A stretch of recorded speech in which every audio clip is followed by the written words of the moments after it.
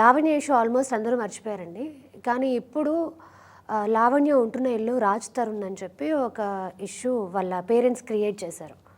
And అలాగే ఈ ఇంటికి సంబంధించి కేసు కోర్టులో ఉంది అని చెప్పి లావణ్య అంటుంది. అసలు నిజంగా కోర్టులో కేసు నడుస్తుందా? పచ్చి అబద్ధం. ఓకే, పచ్చి అబద్ధం. ఆ ఇంటికి సంబంధించిన ఎటువంటి కేసు కోర్టులో లేదు. Okay, first point. అలాగే ఈవిడికి సంబంధించిన కేసు ఏదైతే ఉందో అది కూడా కోర్టులో లేదు. ఇప్పుడు రాజ్ తరుణ్ మీద కేసు ఫైల్ చేశారు, అది కూడా కోర్టులో లేదు. ఓకే. పాయింట్ ఏంటంటే అది కేవలం పోలీస్ స్టేషన్లోనే ఉంది. ఓకే, పోలీసులు ఎప్పుడైతే ఛార్జ్ షీట్ చేస్తారో అది అప్పుడు కోర్టుకి వెళ్తుంది. అవును. పోనీ ఎఫ్ఐఆర్ అయినప్పుడు ఛార్జ్ షీట్ కాకపోయినా రిమాండ్ అయినా చేస్తే మనిషిని అప్పుడు కూడా అది కోర్టులో ప్రవేశపెట్టడం ఇది జరుగుతుంది. ఇప్పుడు మస్తాన్ సాయి కేసు ఉంది. అవును, మస్తాన్ సాయి కేసు రిమాండ్ అయ్యాడు, ఇంకా కోర్టుకి రాలా, ప్రస్తుతం రిమాండ్లో ఉన్నాడు మస్తాన్ సాయి. సో అలా రాజ్ తరుణ్ మీద పెట్టిన ఆ 493 కేసు ఏదైతే ఉందో, అంటే రాజ్ తరుణ్ నన్ను పెళ్లి చేసుకొని ఇప్పుడు నన్ను సంసారం చేసి ఇప్పుడు నన్ను వదిలించుకున్నాడు అని చెప్పే కేసు ఏదైతే ఉందో అది ఎఫ్ఐఆర్ అయింది తప్ప అంతకుమించి ముందుకు వెళ్ళాల. అది వెళ్తుందని కూడా నేను అనుకోను. ఎందుకంటే అదే పిఎస్లో ఇదే లావణ్య ఆ కేసు పెట్టడానికి కరెక్ట్గా 6 నెలల ముందు మస్తాన్ సాయ్ అనేవాడు నేను ప్రేమించుకున్నాం, కొన్నాళ్ళు తిరిగాం, కానీ ఇప్పుడు నాకు అతను వద్దనుకుంటున్నాను, అయినా కూడా అతను నన్ను వేధిస్తున్నాడు. ఓకే, విన్నారా? ఇది కంప్లైంట్. ఇప్పుడు ఆడవాళ్ళకు ఒక న్యాయం, మగవాళ్ళకు ఒక న్యాయం ఉండదు కదా. ఈవిడే మస్తాన్ సాయితో ప్రేమించిందట, తిరిగిందట, ఇప్పుడు వద్దనుకుంటుందట. వద్దనుకున్నప్పుడు వదిలేయాలి మస్తాన్ సాయి. అంతేగాని ఎందుకు నా ఎంబడబడి పడిస్తుంటాడు? మేబీ అదే నీ కేసులో వద్దాం, నువ్వు రాస్తాడు ఎంబడబడ్డావు, రాస్తానుతో తిరిగావు, రాస్తాను ఇప్పుడు వద్దనుకున్నాడు, వదిలేయమన్నాడు, వదిలే.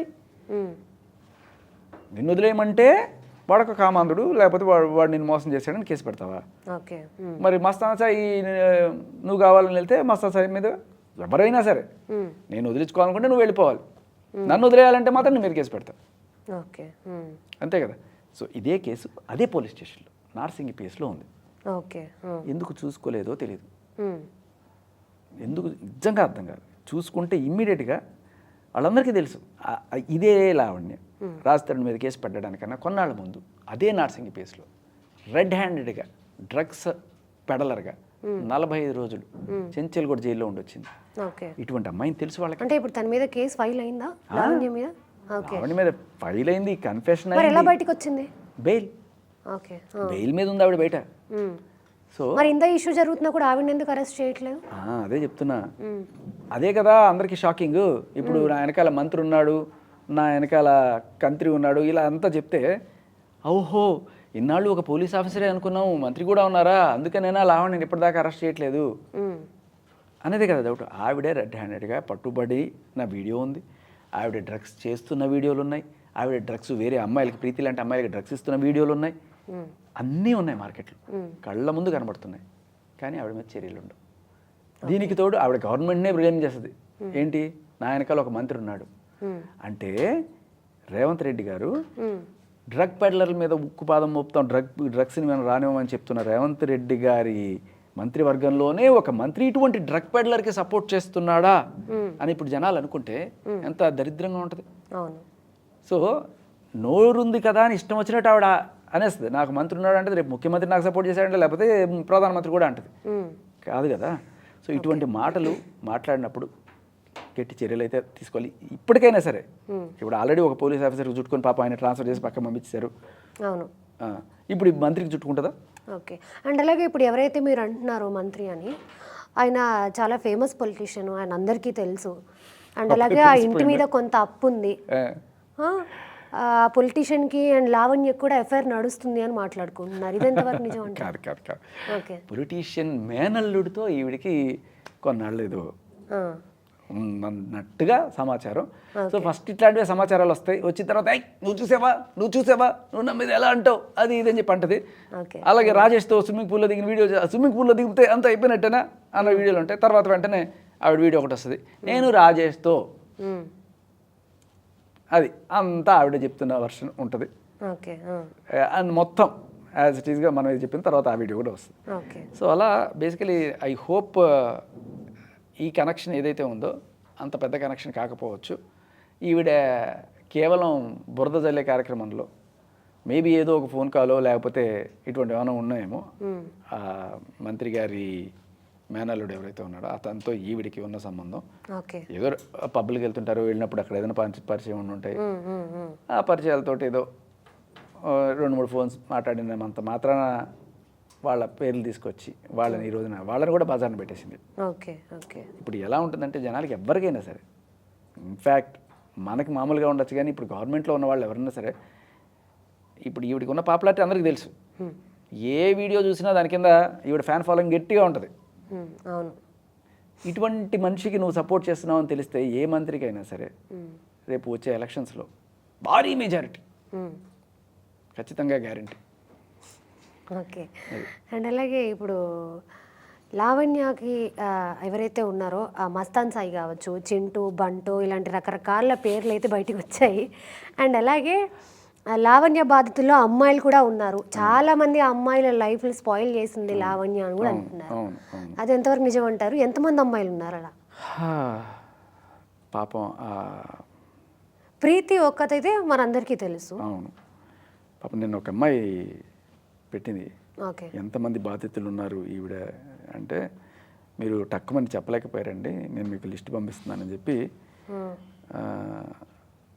సో ఈవిడ బాధితుల్లో ఫస్ట్ బాధితులు ఎవరైనా ఉన్నారంటే మస్తాన్ సాయి వాళ్ళ ఆవిడ. ఓకే. చాలా పెద్ద బాధితురాలు.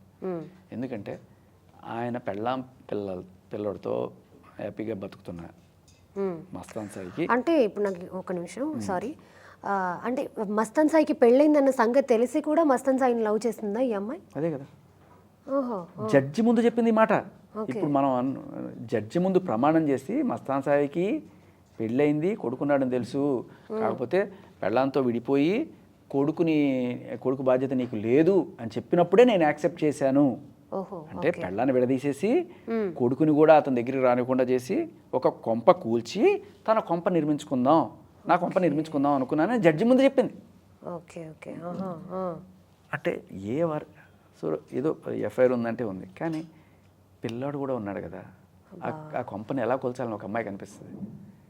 లిటరల్లీ 164 స్టేట్మెంట్ అంటారమ్మా. గుంటూరు అడిషనల్ జడ్జి దగ్గర ఆవిడ ప్రమాణం చేసి చెప్పిన స్టేట్మెంట్ ఇది. సో ఆయన అలా చెప్పాడో లేకపోతే నీ పెళ్ళాన్ని వదిలి నీ కొడుకుని పొరపాటును కూడా నువ్వు దగ్గర రానికూడదు, అప్పుడే నేను పెళ్లి చేసుకుంటాను అని చెప్పి ఈవిడ ఆయన ఇది చేసిందో మొత్తానికి అది. సో దీనివల్ల ఫస్ట్ నష్టపోయింది ఎవరన్నా ఉన్నారంటే మస్తాన్ సాయి వాళ్ళ బాబు. First wife. ఓకే. తర్వాత అఫ్కోర్స్ మీరు చెప్పినట్టు వాళ్ళ బాబు కూడా. ఎందుకంటే ఒక చిన్నపిల్లాడు, ఒక 10-12 ఏళ్ళ అబ్బాయి ఫస్ట్ తల్లికి తండ్రిని దూరం చేసింది, వాళ్ళ కాపురంలో చిచ్చు పెట్టింది. సో తండ్రిని సపరేట్ చేసేసి ఆ పిల్లోడు తల్లితో ఉంటున్నాడు, నాన్న ప్రేమకు దూరం అయ్యాడు. సరే ఎప్పుడైనా కలుస్తున్నా అంటే ఆఖరికి తండ్రిని కూడా తీసుకెళ్లి జైల్లో పెట్టించింది. సో ఆ పిల్లాడు మనసు ఒక్కసారి ఆలోచించడమ్మా, తల్లికి తండ్రికి మధ్య చిచ్చు పెట్టి తండ్రిని కూడా జైల్లో పెట్టి, అంటే ఒక తల్లిని నాశనం చేసి తండ్రిని నాశనం చేసిన అందరికన్నా నష్టపోయిన మొట్టమొదటి వాళ్ళు చెప్పాలంటే మస్తాన్ సాయి వైఫ్ కన్నా ఆ పిల్లాడు జీవితాన్ని కోల్పోయాడు పాపం. ఇప్పుడు ఎక్కడ ఉంటున్నారు వాళ్ళ husband and wife? Mastan Sai జైల్లో ఉన్నాడు పాపం. ఈవిడ అక్కడే ఉంటారు, గుంటూరులోనే ఉంటారు వాళ్ళు. తర్వాత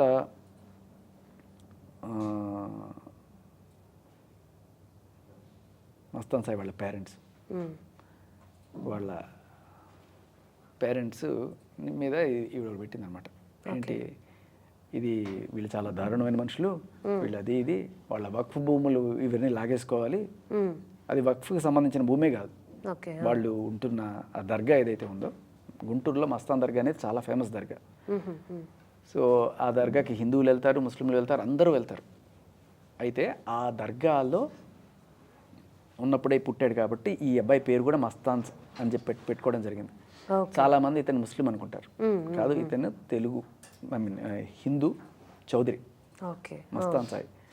సో ఇతనుకి ఆ భక్తితోటి వాళ్ళు ఆ దర్గా బాబా మీద ఉన్న భక్తితోటి అలా పెట్టుకున్నారు మస్తాన్ సాయి అని చెప్పి.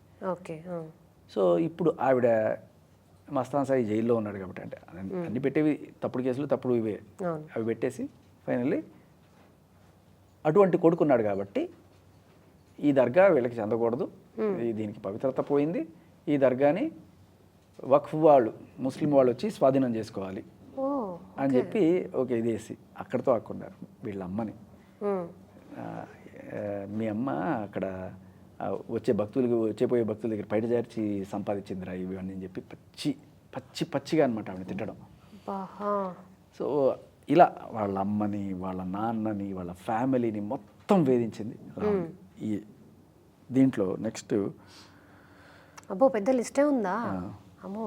సో మస్తాన్ సాయి వాళ్ళ వైఫ్ని ఆయనకి దూరం చేసిన తర్వాత ఈయన ఏం చేశాడు, ఈ తర్వాత ఈయన మీద కూడా కేసు పెట్టింది. ఇప్పుడు కాదు, ఏప్రిల్లోనే ఈయన మీద రేప్ కేసు పెట్టి ఇంత హడావిడి చేస్తే ఎవడైనా మన మీద కేసు పెడితే మళ్ళీ దాని ముఖం చూడాలనుకుంటాడా? లేదు. రాజ్ తరుణ్ మీద కేసు పెట్టింది, ఇవాళ దాకా రాజ్ తరుణ్ ముఖం కూడా చూడాలి ఆవిడది. ఆవిడేమనుకుంటుంది, కేసు పెడితే వచ్చేస్తారు నా కాళ్ళ దగ్గరికి వస్తారు అనుకుంటారు. సో ఈయన ఏం చేశాడు, సరే భార్య వదిలేసింది, చిచ్చు పెట్టింది కాపురంలో, ఇలా రేప్ కేసు పెట్టిన దాని దగ్గరికి ఎవడు పోవనుకోడు. ఏం చేశాడు, వేరే అమ్మాయితో హీ మూవ్డ్ ఆన్, స్వాతి అనే అమ్మాయితో హీ మూవ్డ్ ఆన్. తర్వాత అంటే అయినా కూడా నా దగ్గర రాలేదు, ఎలా రావు చూస్తాను అని చెప్పి ఆ స్వాతి అనే అమ్మాయికి సంబంధించిన ఇవన్నీ అంటే తర్వాత ఏదో రకంగా మస్తాన్ దగ్గరికి వెళ్ళి ఆ మాట ఈ మాట చెప్పి మస్తాన్ ఫోన్ తీసుకొని దాంట్లో ఈ అమ్మాయితో మస్తాన్కి ఉంటున్న స్వాతి అనే మస్తాన్ సాయి ఉంటున్న వీడియోలు కావచ్చు ఇవన్నీ కూడా కలెక్ట్ చేసుకొని అవి పెట్టుకొని బ్లాక్మెయిల్ చేయడం మొదలుపెట్టింది. ఓకే. ఆ అమ్మాయిని కూడా, ఆ అమ్మాయి వాళ్ళ నాన్నకి ఓకే ఈ ఫోటోలన్నీ పంపించడం. తర్వాత ఎప్పుడైతే మస్తాన్ సాయి వాళ్ళ తల్లిని తిట్టిందో ఈ అమ్మాయి, మస్తాన్ సాయి రగిలిపోయాడు. రాజ్ తరుణ్ తల్లిని కూడా తిట్టింది, మనం అందరం విన్నాం. కానీ మస్తాన్ సాయి అలా ఊరుకోలే, కొట్టాడు. రాజ్ తరుణ్ సర్లే అని చెప్పి భయంతోనో లేకపోతే దీంతో కామ్గా ఉన్నాడు, కానీ మస్తాన్ సాయి అలాగా గట్టిగా లెఫ్ట్ అండ్ రైట్ బాగా బ్లాక్ అండ్ బ్లూ కొట్టినట్టున్నాడు. అది మస్తాన్ సాయి ఓపెన్గా కూడా చెప్పాడు, తల్లిని తిట్టిందని చెప్పి కొట్టానని చెప్పి. సో ఆ కొట్టడంతో ఇవన్నీ దెబ్బలన్నీ చూపించి ఇతను నన్ను రేప్ చేశాడు, ఇట్లాంటి కేసులన్నీ కూడా పెట్టడం జరిగిందనమాట. ఓకే. సో ఇప్పుడు మస్తాన్ సాయి తల్లిదండ్రులు, మస్తాన్ సాయి కొడుకు అండ్ మస్తాన్ సాయి భార్య వదిలేసిన తర్వాత ఆయన గర్ల్ ఫ్రెండ్ని టార్గెట్ చేసి వాళ్ళ నాన్నకి ఫోటోలు పంపించడం ఇవన్నీ. తర్వాత ఈవిడ పైశాచికత్వం ఎప్పుడైతే అతని జుట్టు ఈయన చేతిలోకి వచ్చిందో, అంటే ఫోన్లో ఉన్న అందరి ఫోన్లు గుంజుకోవడం, ఆ ఫోన్లో ఉన్నవి పెట్టుకోవడం. ఫస్ట్ నుంచి ఇదే, ప్రీతి ఫోన్ అడుగుతుంది, ఉదయ్ ఫోన్ అడుగుతాడు, వీళ్ళందరి ఫోన్లు, రాజ్ తరుణ్ ఫోన్ తీసుకొని హర్యానా రికార్డులు పంపించడం, ఇవన్నీ బేసికల్లీ మోడస్ ఆఫ్ ఆపరేషన్ అంటే అందరి ఫోన్లు తీసుకోవడం, ఆ రికార్డులు పెట్టుకోవడం, వాళ్ళని బ్లాక్మెయిల్ చేస్తూ ఉండడం అనమాట. ఇప్పుడు ఈఎంఐ చేసిన పని ఏంటంటే ఈఎంఐ చచ్చిపోవాలట. ఎవరు, స్వాతి అనే చచ్చిపోవాలి. ఓకే. అది ఆ అమ్మాయిని నువ్వు చెత్త కొట్టుడు కొట్టాలి. ఎందుకు అంటే, నువ్వు నన్ను కొట్టావు కదా మస్తాన్ సాయి, నువ్వు నన్ను కొట్టావు కదా, ఎందుకు కొట్టావు, అమ్మని తిట్టిదాన్ని కొట్టాడు కదా, అమ్మని తిట్టే ఎవడన్నా కొడతాడు. కాకపోతే నన్ను కొట్టిన ప్రతి దెబ్బ ఆ అమ్మాయిని కొట్టాలి నువ్వు, అప్పుడు నాకు నా పైశాచిక ఆనందం సాటిస్ఫై అవుతుంది. అయితే ఈవిడ మనకి బయటకు చెప్పేది ఏంటి, నాకు జరిగిన అన్యాయం ఏ మహిళకి జరగకూడదని నేను పోరాడుతున్నానంటది. నిజానికి ఈవిడ సైకో ఏంటంటే, నాకు పడిన ప్రతి దెబ్బ ప్రతి దానికి పడాలి. ఈవిడ అందరినీ, హర్యానాని లేకపోతే ప్రీతిని, అందరి జీవితాల పర్సనల్ లైఫ్ని బజార్ను పెట్టిన మహా మహిళ ఈవిడ. ఇప్పుడు మీకు ఒకటి వినిపిస్తా, ఎంత పైశాచికమైన ఆనందం అంటే ఈవిడిది.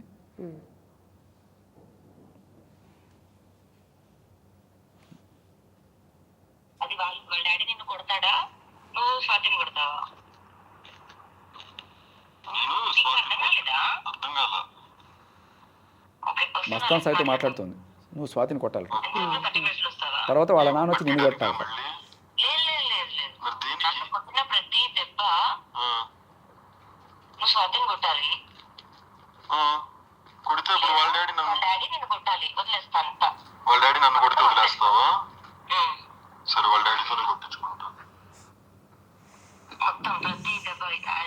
ప్రతి దెబ్బ యాజ్ ఇట్ ఈస్ కొట్టాలట అమ్మాయిని. ఆ అమ్మాయి ఏం చేసింది,